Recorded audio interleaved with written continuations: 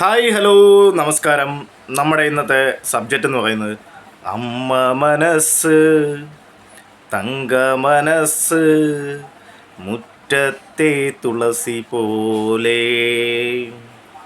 അപ്പോൾ അതാണ് അമ്മ മനസ്സിനെ പറ്റിയാണ് നമ്മുടെ Hema commission report, Hema committee report. കാര്യം WCCയുടെ ഒരു കുറേ കൂട്ടായ്മകൾ ഒരുമിച്ചിരുന്ന ഒരു വാട്സപ്പ് ഗ്രൂപ്പിലെടുത്ത ഒരു കമ്മിറ്റി. അതിനപ്പുറം കമ്മീഷൻ എന്നൊന്നും പറയാൻ കമ്മീഷൻ എന്ന് പറഞ്ഞു കഴിഞ്ഞാൽ എല്ലാ ഭാഗവും കേട്ടിട്ട് ഈ പറയുമാതിരി ഒരു പ്രത്യേക തരം ആൾക്കാരുടെ മാത്രം ഫെമിനിസ്റ്റുകളുടെ മാത്രം വാക്ക് കേൾക്കുന്നതല്ല ഈ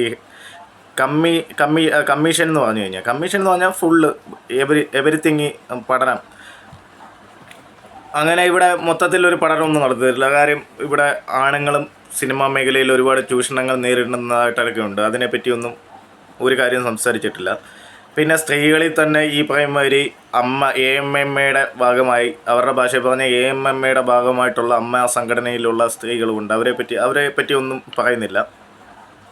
അത് മാത്രമല്ല, നമ്മുടെ മഞ്ജു വാര്യരെ കാര്യമായിട്ട് ഇത് വിമർശിച്ചിട്ടുണ്ട്. പേരെടുത്ത് പറഞ്ഞിട്ടില്ലെങ്കിലും സൂപ്പർ ഹീറോയിൻ അല്ലെങ്കിൽ താരറാണി, വിശ്വസിക്കാൻ കൊള്ളില്ല, കള്ളിയാണെന്നൊക്കെ ഉള്ള രീതിയിൽ എഴുതി വെച്ചിട്ടുണ്ട്. ഇവിടെ അതിന് കാര്യമായിട്ട് ഹേമ കമ്മീഷൻ എഴുതി വെച്ചേക്കുന്ന ചില കാര്യങ്ങളുമുണ്ട്. അത് ശുദ്ധ അസംബന്ധമാണ്.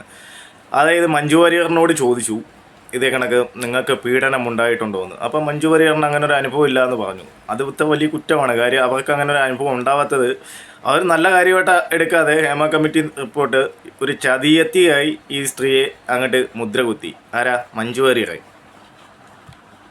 സത്യം പറഞ്ഞാൽ അപ്പം ഈ പറയുമാതിരി പ്രമുഖ നടി ആക്രമിക്കപ്പെട്ടതൊന്നുമല്ല വിഷയം. ഇവർക്ക് എന്തൊക്കെയോ കാര്യങ്ങൾ സാധിക്കാനുണ്ട്. ഈ മീറ്റു കണക്കുള്ള എന്തോ സംഭവങ്ങൾ സംഘടിപ്പിക്കാനുണ്ട്. കുറച്ച് പേരോട് പ്രതികാരം ചെയ്യാനുണ്ട്. അതിൻ്റെ ഭാഗമായിട്ടാണ് ഹേമ എന്ന് പറയുന്ന ഒരു കമ്മീഷനിൽ ഒരു മുൻ ജഡ്ജ് സപ്പോർട്ട് ചെയ്തതായിട്ടാണ് ഈ ഒരു പൊതുവെയുള്ള ഈ റിപ്പോർട്ട് കണ്ടാൽ മനസ്സിലാവുന്നത്. ഇതിൻ്റെ കൂടെ ഈ പറയുമാതിരി WCCയുടെ മെമ്പേഴ്സും അല്ലെങ്കിൽ ഇപ്പം ഇവരെ ഈ മറ്റ് ഈ പ്രമുഖ നടിയുടെ ആരാധകരുമൊക്കെ മഞ്ജു വാര്യരെ വാരിയിട്ട് അലക്കുന്നുണ്ട്. കാര്യം മോഹൻലാലിന് സുഖമില്ലാതെ കിടന്നപ്പോൾ മഞ്ജു വാര്യരെ പോയി കാണുകയൊക്കെ ചെയ്തിരുന്നു. അതിനെയൊക്കെ ഭയങ്കര അസഭ്യമായിട്ടൊക്കെ പറയുന്നുണ്ടായിരുന്നു. സോ എന്തിനു വേണ്ടിയാണെന്ന് അറിയില്ല. പക്ഷെ നമ്മുടെ സബ്ജക്റ്റ് ഇതൊന്നുമല്ല. ഹേമ കമ്മീഷൻ റിപ്പോർട്ടിൽ ഇതിനകത്ത് അമ്മമാരെ മക്കളെ കൂട്ടിക്കൊടുത്തായാലും സിനിമയിൽ അഭിനയിപ്പിക്കുന്നു എന്ന് പറയുന്നുണ്ട്. അപ്പോൾ അതിനെപ്പറ്റി അഖിൽമാരെ ഒരു ഇതിട്ടിട്ടുണ്ട്. നമുക്കിവിടെ വെക്കാതെ നിങ്ങൾ കണ്ടാൽ മതി. അപ്പോൾ പറയുവാണ്, രണ്ട് കാര്യങ്ങളിൽ തെറ്റുണ്ട്. ഒന്ന്, ഇങ്ങനെ ചെയ്യുവാണെങ്കിൽ അവരെ അമ്മ എന്ന് വിളിക്കുമോ എന്നുള്ള കാര്യം. രണ്ടാമത്, ഇത് അമ്മ ചെയ്യും എന്നുള്ളത് ഒരു വലിയ കാര്യമാണ്.